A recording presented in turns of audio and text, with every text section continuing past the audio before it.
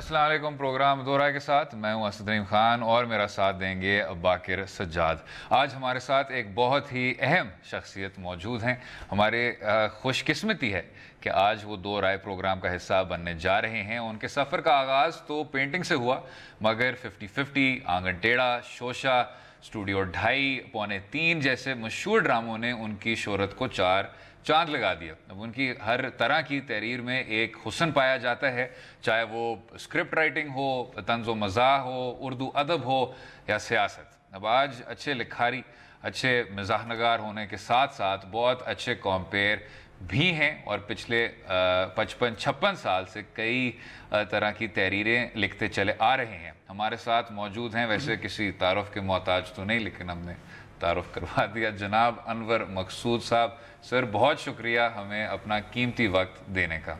अनवर साहब आपका बहुत बहुत शुक्रिया मेरी तरफ से भी। शुक्रिया आप दोनों का भी। डॉन देखने वालों को ईद मुबारक, बड़ी ईद मुबारक, बल्कि कुर्बानी की ईद मुबारक।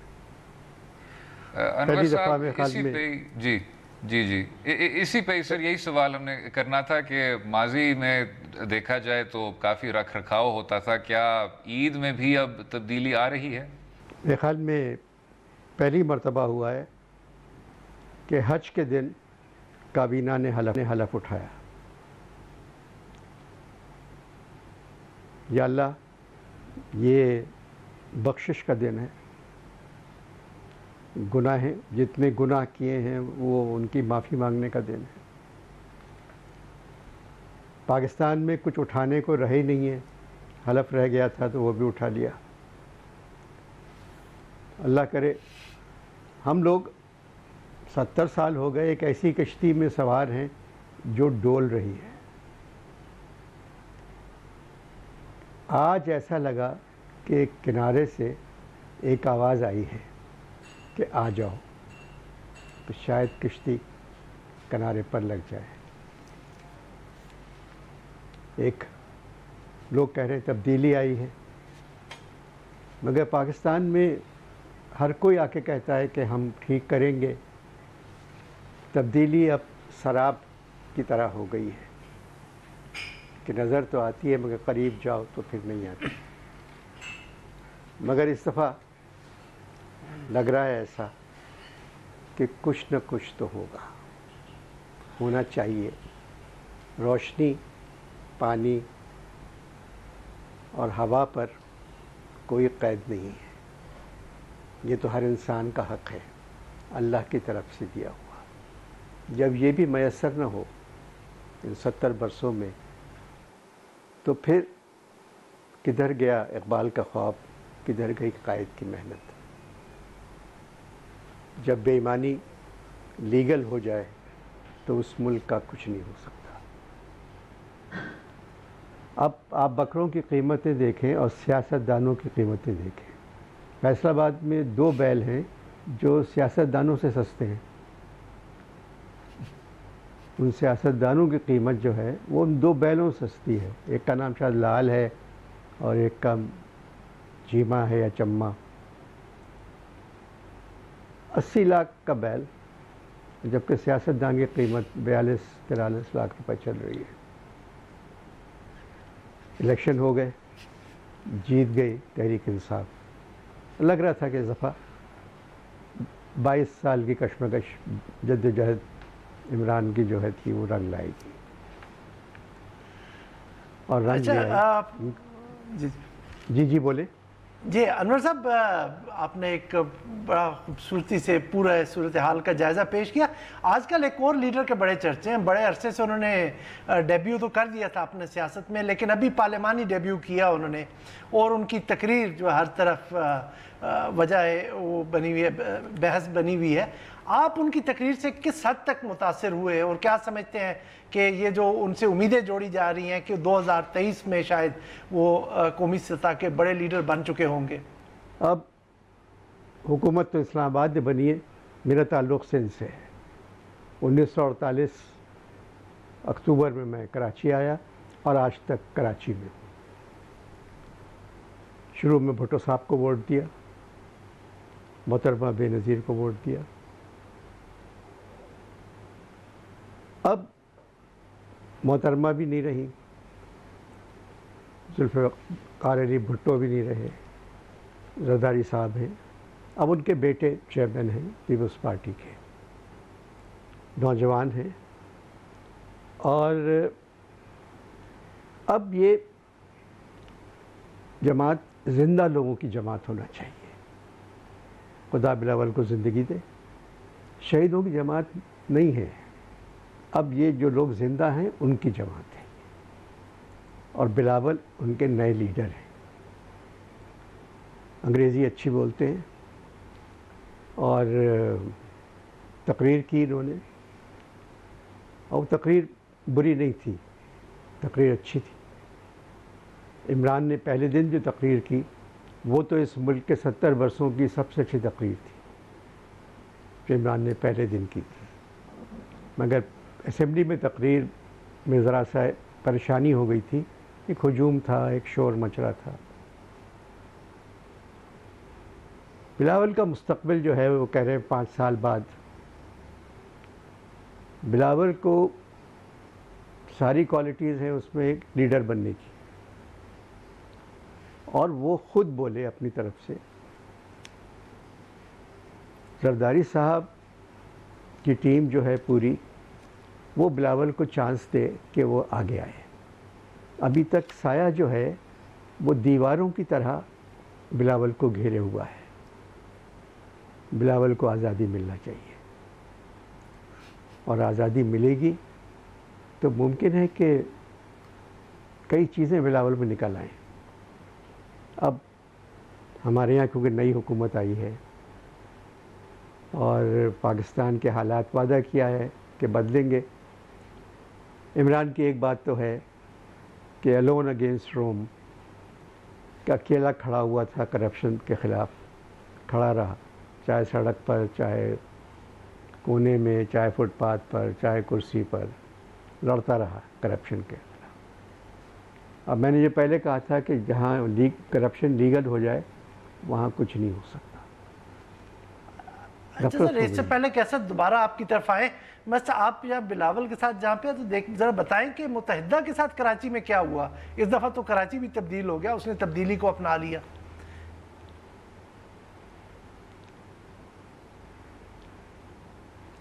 अब जब हम सियासी बात करते हैं तो कराची की एक बहुत बड़ी जमात मुत्तहिदा कौमी मूवमेंट चला, अल्ताफ़ हुसैन साहब की जमात थी।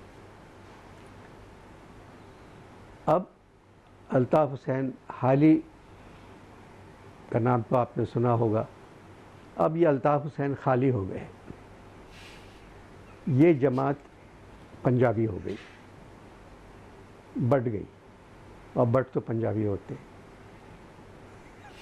6 मुत्तहिदा खड़ी हुई हैं, एक का ताल्लुक़ क्लिफ्टन से है, एक का बादरवा से है, एक का PIV से है, एक का मलीर से है, एक का गुलिस्तान जौहर से है, एक का लंदन से है।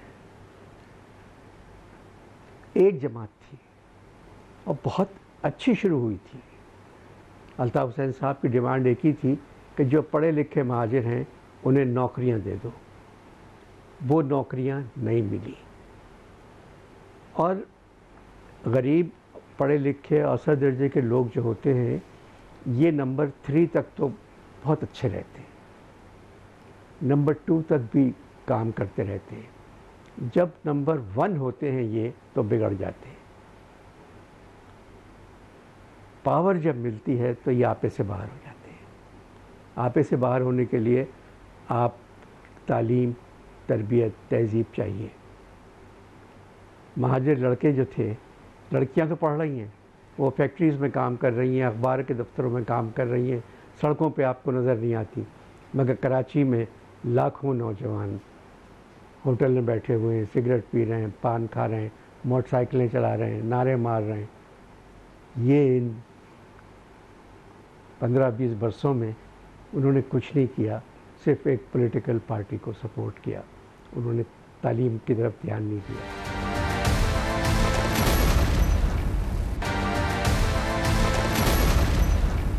नमगर साहब, ये सियासी जमातों से फिर हट के सर आपने ईद का जिक्र किया और कराची शहर का भी अभी जिक्र हुआ। जो तब का कराची था सर और आज का कराची था, उसमें आप क्या फ़र्क देखते हैं? अब ईद का दिन है, बहुत बड़ा शहर है, 3 करोड़ की आबादी है। हुकूमत मरदमशुमारी करवाती है, मगर जो भी हुकूमत आई जिसने मरदमशुमारी कराई, वो मरदमशुमारी का मतलब समझते हैं कि सिर्फ मर्दों को गिनो, औरतों को नहीं गिनते। तो यही कराची के साथ हमेशा होता है कि कराची के मर्दों को गिन लेते, औरतों को नहीं गिनते। इस वजह से हमेशा यहाँ की आबादी कम नज़र आई। 3 करोड़ का शहर है ये, और मैं तो 48 से शहर में हूँ। ये शहर दुनिया के अच्छे शहर जो हैं उनमें से एक था। मुझे दुनिया में कहीं भी नौकरी मिल सकती, मैं बीबीसी पे काम कर सकता था, वॉइस ऑफ अमेरिका में कर सकता था, दुबई चला जाता, हिंदुस्तान के लिए फिल्में लिख सकता था, मगर मैंने कराची नहीं छोड़ा। इस्लामाबाद ने मुझे सरकारी कितनी नौकरी, कई दफ़ा मुझसे कहा कि ये आप जॉब ले लें, ये ले लें, ये ले लें। मैंने कहा मैं कराची नहीं छोड़ सकता। अब कराची, जाहिर है कि बहुत से घर ऐसे हैं जिनके बच्चों को नौकरियां नहीं मिली। कोई दुबई चला गया, कोई मस्कत चला गया, कोई सऊदीया चला गया। अब वहाँ वालिदैन तो हैं उन बच्चों के, बच्चे नहीं हैं। बड़े बड़े घर भी बच्चों ने दिलवा दिए उनको, एक गाड़ी भी खड़ी है, मुख्तलिफ़ किस्म के गैजेट्स हैं घरों में। उन बूढ़ों को तो चलाना भी नहीं आते, वैसे ही पैक किए हुए डब्बे रखे हुए हैं, मगर एक खुशहाली उन घरों में आ गई है। बकरीद के दिन आप जाएं, हर मोहल्ले में जाएं, नाज़माबाद, लालू खेत, फैसल कॉलोनी, मलीर, यहाँ आपको कुर्बानी की खालों के बाद जो बाकियात बच जाती हैं, वो किसी घर के आगे 4 मिलेंगी आपको, किसी घर के आगे 3, किसी के आगे 2, एक को ही नहीं मिलेगी। ये एक ज़िंदगी अच्छी गुजर रही है, पैसा है, ये है। मगर कराची अब वो नहीं रहा जिसमें मैं रहता था। अब मेरे जो बच्चे, पोते और पोतियां हैं, जब तक वो स्कूल से वापस ना आ जाएं, मैं घर से नहीं निकलता। तो आप ये सोचिए कि एक परेशानी ये कब ख़त्म होगी। अब कराची की पुलिस, पहले कराची में पुलिस डाकुओं के पीछे भागती थी, अब डाकू पुलिस के पीछे भाग रहे हैं, पुलिस आगे भाग रही है, डाकू पीछे भाग रहे हैं। तो फिर क्या कर सकते हैं। इस शहर के लिए बहुत पुलिस चाहिए, और हर मोहल्ले की अपनी पुलिस चाहिए। अगर मैं जिस मोहल्ले में रहता हूँ, अगर यहीं का पुलिस वाला होगा तो उसको मालूम होगा कि इस घर में अनवर रहते हैं, सामने वाले घर में सादत साहब रहते हैं, उसके आगे शब्बीर साहब रहते हैं, इधर बशीर साहब रहते हैं, पीछे जावेद इकबाल रहते हैं। यहाँ जो पुलिस घूमती है, इन्हें पता ही नहीं कि इन घरों में कौन रहता है। मैंने कहा एक सवाल आपके पीछे काफ़ी दफ़ा आपसे पूछा भी गया, हर जगह जहाँ जाते हैं लोग पूछते हैं, आपने इतना लिखा, इतना पॉलिटिकल कमेंट्री की, लेकिन किताब नहीं अभी तक लिखी। और किताब इस वजह से नहीं है कि जब सब किताबें लिख रहे हैं, मैं क्या लिखूं। बड़ी हिम्मत की बात है किताब लिखना। गालिब ने भी एक ही किताब लिखी, छोटा सा दीवान है, और खुद अपना नहीं कर सके कि क्या इसमें होना चाहिए क्या नहीं है, किसी और को दिया। और गालिब ने जो सबसे अच्छा शेर था वो कहा कि इसको निकाल दे, सिलेक्शन में ये मत रखना। है कहाँ तमन्ना का दूसरा कदम यारब, हमने दश्ते इम्कान को एक नक्शे पा पाया। करें पा पाया, ये पा पाया जो है अच्छा नहीं लग रहा है, तो नहीं है, नुस्ख़े हमीदिया में है ये शेर। और उसके बाद ये शेर उर्दू शायरी का सबसे बड़ा शेर हो गया। है कहाँ तमन्ना का दूसरा कदम यारब, हमने दश्ते इम्कान को एक नक्शे पा पाया। सब लोग पूछते हैं कि मैंने क्यों नहीं की। यूसुफी साहब चले गए दुनिया से, मेरे पीछे पड़े रहे कि अनवर एक किताब लिख लो अपनी। फैज़ साहब पीछे पड़े रहे, फराज मेरे पीछे पड़े रहे, इंतज़ार साहब कि भाई जो लिखा है छपवा लो। पहली किताब मैं लिख रहा हूँ, सफ़रनामा है चीन का, और जिसकी वजह यह है कि मैं चीन गया ही नहीं हूँ। अब सफ़रनामा लिखना इतना आसान हो गया है कि आपको उस मुल्क जाने की ज़रूरत नहीं पड़ती। कोई मुझे पकड़ नहीं सकता कि मैं चीन नहीं गया।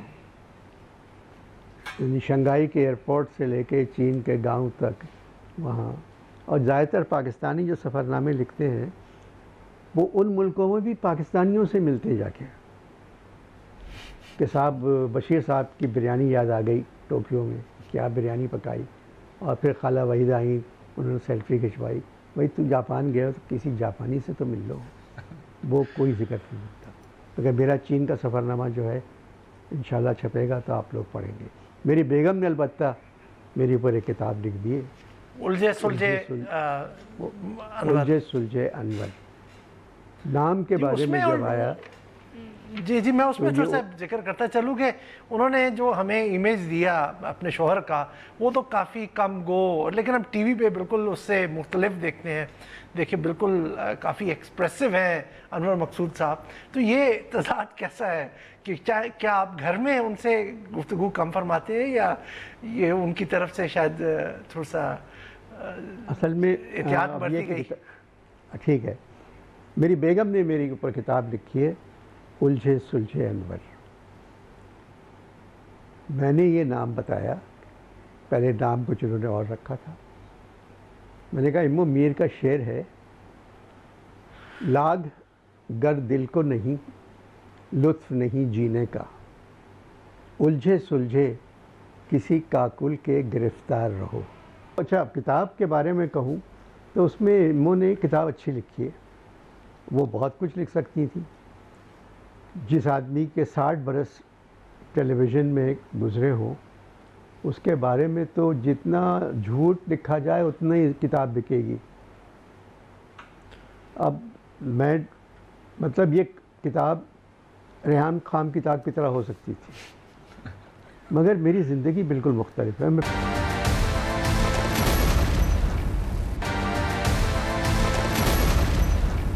बात अभी किताबों की भी हो रही थी, तो कराची लिटरेरी फेस्टिवल में ज़िया मोइनुद्दीन साहब ने फरमाया कि पाकिस्तान में अमीरों के घर आपको पेंटिंग्स नज़र आती हैं, स्कल्पचर्स नज़र आते हैं, बहुत ही आलीशान किस्म का आपको क्रॉकरी नज़र आता है, लेकिन कोई किताबें नहीं।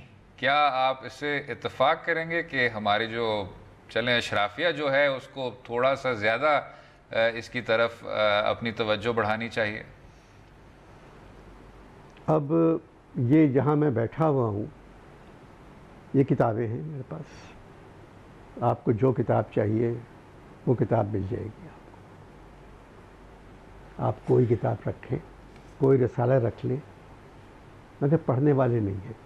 अब प्रॉब्लम ये हो गया है कि जिन लोगों को पढ़ने का शौक़ है, किताबें इतनी महंगी हो गई हैं कि वो किताब नहीं ख़रीद सकते, और जिन लोगों का पैसा है उन्हें पढ़ने का शौक़ नहीं है। अब फैज़ साहब की कुल्लियात या फराज की कुल्लियात मैं ख़रीदने जाऊँ तो 1600 रुपये, 1700 रुपये, 2500 रुपये, 5000 रुपये की कुल्लियात तक है। तो कौन ख़रीदेगा? किताबें सस्ती होना चाहिए। ये किताबों की दुकानें ही नहीं है। कराची 3 करोड़ के शहर में आपको 4 दुकानें मिलेंगी किताबों की। जो किताबों की दुकानें थीं छोटी छोटी, जहाँ से आराम से किताबें ख़रीदते थे लोग, वो बुटीक बन गई। तो ये एक शहर जो है, जिन हालात से ये शहर गुज़र रहा है, ज़हरा निगाह की एक नज़्म है, कराची के ऊपर ही है। सुबह दम जो देखा था, क्या हरा भरा घर था, कुछ नज़र नहीं आता, बोलता है सन्नाटा।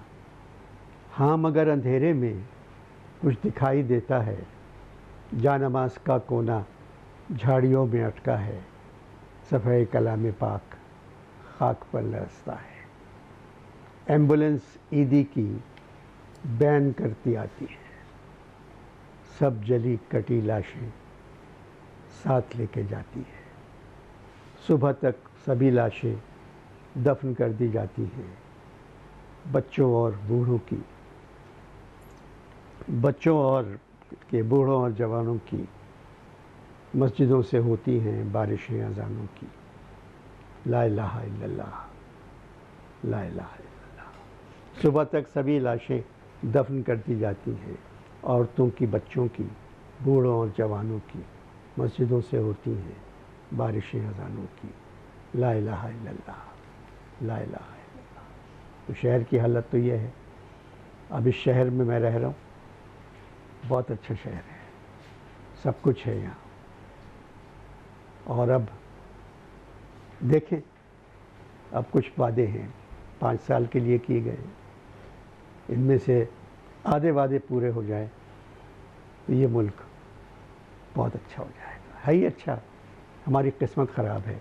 जितने सरबराह है उनमें से एक सरबराह भी अच्छा होता तो आज हम बहुत आगे होते। अच्छा, इसी पे अनवर साहब, जो एक थियरी दी जाती है कि पाकिस्तान को सिर्फ एक सरबराह शायद दुरुस्त नहीं कर सकता, इसमें कुछ बुनियादी इस्लाहात की ज़रूरत है और अदारों का मुस्तहकम होने की ज़रूरत है, लेकिन क्या आप इस चीज़ से इत्तेफाक नहीं करेंगे कि सरबराह से भी बहुत ज़्यादा फ़र्क पड़ता है? अच्छा अनवर साहब, मैं इसमें ऐड कर दूं कि आपके मैंने कुछ पहले एक इंटरव्यूज़ देखे, उन्होंने कहा कि हम मतलब इतने अरसे में अभी तक एक कौम नहीं बन सके। आप क्या समझते हैं वो क्या अज्जा हैं जो अभी तक हम मिस कर रहे हैं? अगर एक कौम बनना है, अब 71 साल हमें हो गए हैं, तो अगर आगे जाके कौम बनना है, अगले 5 साल में हम अगर कोई बेहतर शक्ल में सामने आना चाहते हैं, तो वो क्या मिसिंग चीज़ है जो हमें इसमें अब ऐड करनी पड़ेगी? अब पाकिस्तान को देखिए, बने हुए 71 बरस हो गए, कौम नहीं बने। वजह क्या है? जिस कौम की किस्मत में सिर्फ बढ़ना हो, यानी कि जिस तरीके से आबादी बढ़ रही है पाकिस्तान की, और जिसकी वजह यह है कि बिजली नहीं, पानी नहीं, बेरोज़गारी, तो घर में बैठे लोग क्या करें? और ईरान को देख लें, उससे सीखें कि कौम क्या होती है। नहीं देखते किसी दूसरी तरफ, सिर्फ ईरान की मिसाल रख लें कि कौम क्या है। मगर मैं जो बात कर रहा था, सरबरा अच्छा हो, किसी इदारे का हेड अच्छा हो, तो ईमानदार हो, मेहनती हो, तो उसके दूसरे लोग जो काम कर रहे हैं वो हिम्मत नहीं कर सकते गलत काम करने की। उनको पता है कि सरबरा ईमानदार है। सरबराही जब बेईमान है तो फिर तो आवे का वही 100 होगा। अच्छा साहब, जहाँ पे आपने अभी बात की अपना की क़यादत की, तो हम आपकी ज़िंदगी में एक बड़ा मतलब एक रोल मॉडल रही ज़ुबैदा आपा, अब वो नहीं रही, तो आप किस तरह समझते हैं कि मतलब अगर हम ज़ुबैदा आपा की कोई आप थोड़ी सी हमें याद दिला दें, इसमें हमारे नाज़रीन के साथ शेयर कर लें। मेरा ख़ानदान जो है उनमें कुछ ना कुछ कोई ना कोई करता है। 10 भाई बहन। वालिद साहब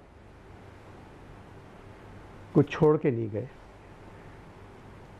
ना घर, ना जायदाद, ना ज़मीन, ना बैंक अकाउंट। बैंक में अकाउंट ही नहीं था तो पैसे कहाँ से होते। यही वजह है कि हम सब भाई बहनों में सिवाय मोहब्बत के कुछ है ही नहीं। जो छोड़ गए थे, एक मोहब्बत छोड़ गए थे, तो अपने अपने काम करने लगे सब। बजिया लिखती थी, ज़हरापा शायरी करती थी, सुकरापा डिज़ाइन करती थी कपड़े, सारा नकवी, उनकी वॉइस इतनी आवाज़ बहुत अच्छी थी, तो radio Pakistan, BBC, voice of America, BBC से हर प्रोग्राम किया। साइंस मैगज़ीन, सैरबीन, किताबें हैं उनकी साइंस पर। अहमद भाई सरकारी अफसर, क्योंकि सब में पढ़े लिखे थे, चाहे कुछ हो जाए सब पैसे जमा करके उनकी फ़ीस देते थे कि इनकी तालीम पूरी हो।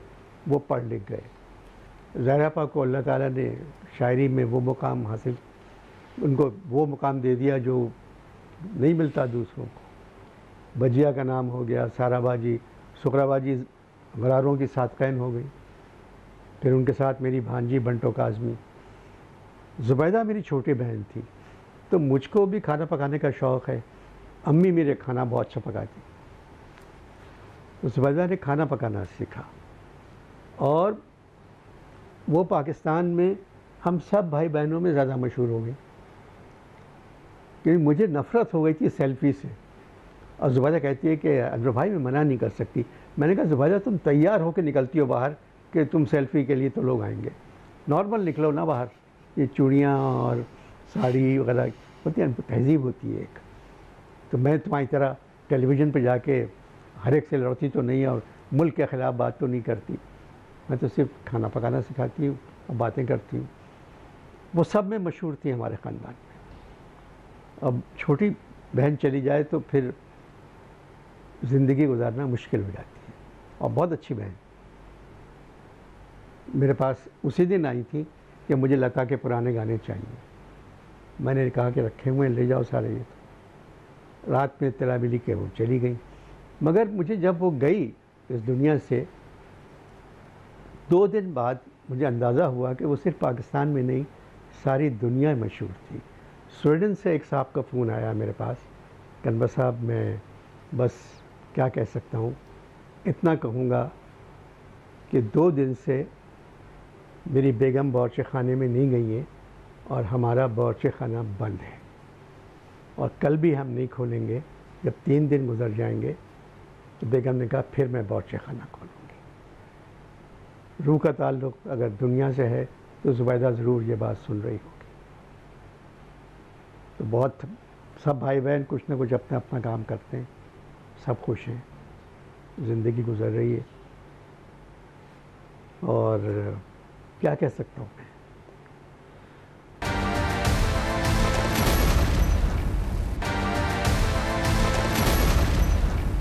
एक और आपके साथी थे जो दुनिया से चले गए, मोइन अख्तर साहब, वो भी आपको काफ़ी याद आते होंगे। अभी हम देखें कि आपने जिस तरह की मैं बात पहले भी कर रहा था, मैं समझे अपनी फैमिली पर अब बात कर लेता हूँ मैं जी।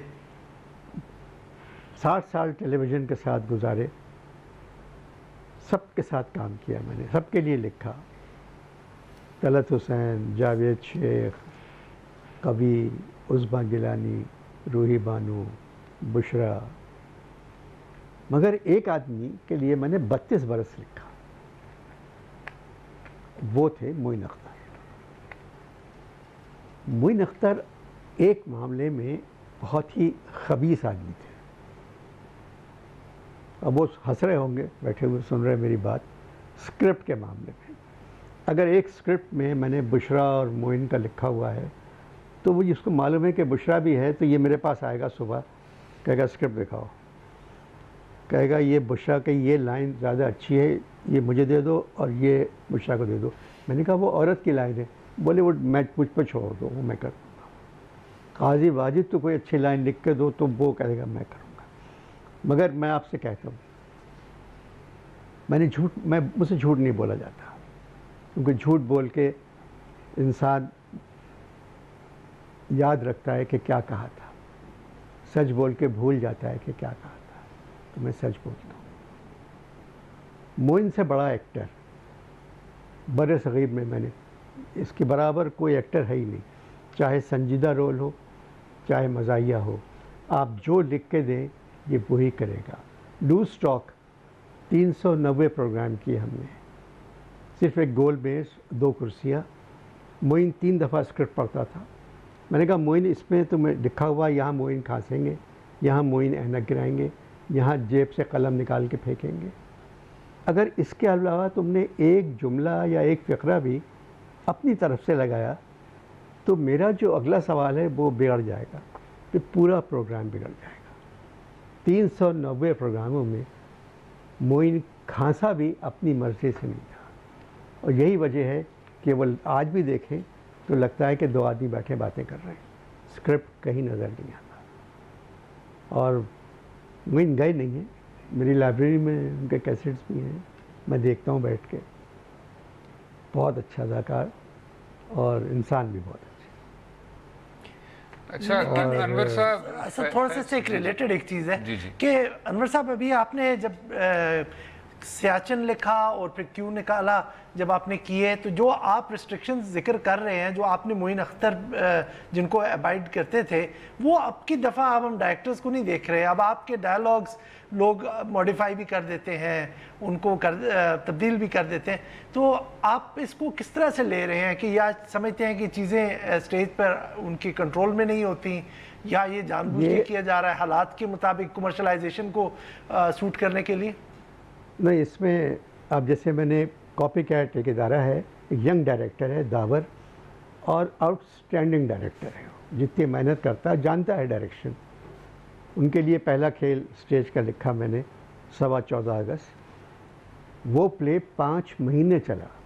पाकिस्तान में प्ले 6 दिन चलते हैं, 1 हफ्ता चलते हैं, 10 दिन चलते हैं।